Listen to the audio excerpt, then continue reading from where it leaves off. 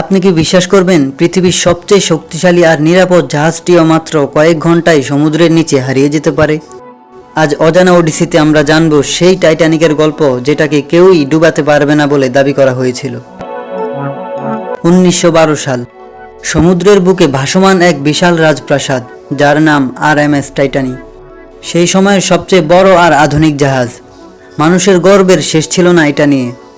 জাহাজ তৈরির কোম্পানি বুক ফুলিয়ে বলেছিল এই জাহাজ কখনোই ডুববে না, কিন্তু তারা জানতো না সমুদ্রের গভীরে তাদের জন্য কি ভয়ঙ্কর পরিণতি অপেক্ষা করছে। 10 এপ্রিল 1912, 2224 জন মানুষ নিয়ে টাইটানিক তার প্রথম যাত্রা শুরু করে। জাহাজে ছিলেন যেমন কোটিপতি ব্যবসায়ীরা, তেমনই ছিলেন ভাগ্য বদলাতে চাওয়া সাধারণ গরিব মানুষও। সবার মনে ছিল অটুট বিশ্বাস, কারণ সবাই জানতো এই জাহাজটি শতভাগ নিরাপদ। যাত্রার মাত্র 4 দিন পর, 14 এপ্রিলের সেই নিঝুম রাত, উত্তর আটলান্টিক মহাসাগরের কনকনে ঠান্ডা পানি আর চারদিকে ঘন কুয়াশা। হঠাৎ জাহাজের প্রহরীরা দেখতে পেলেন সামনে এক বিশাল বরফের পাহাড় বা আইসবার্গ।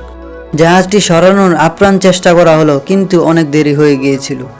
বরফের পাহাড়ের সাথে প্রচণ্ড ধাক্কায় জাহাজের এক পাশ ছিঁড়ে হু হু করে পানি ঢুকতে শুরু করলো।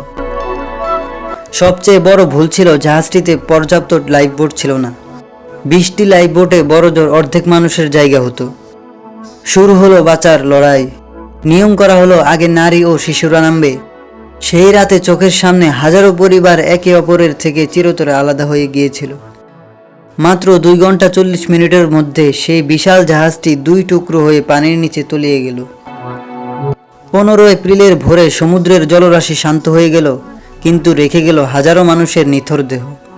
কেউ ডুবে মারা গেলেন, আবার কেউ বরফ শীতল পানির তীব্র ঠান্ডায় জমে প্রাণ হারালেন।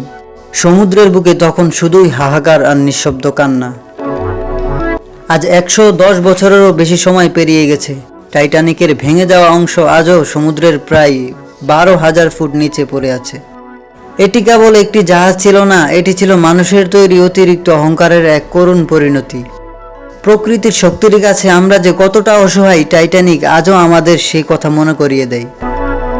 পৃথিবীর এমন সব রোমাঞ্চকর আর অজানা গল্প জানতে আমাদের সাথে থাকুন।